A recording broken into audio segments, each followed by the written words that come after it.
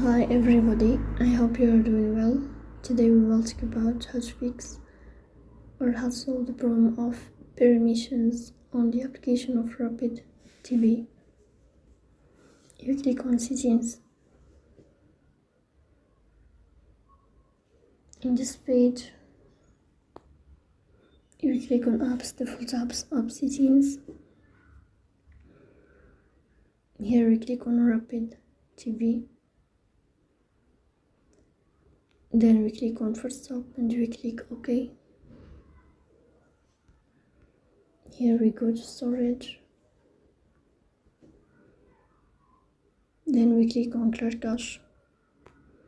Here we go to Play Store. You will search about the application of Rapid TV.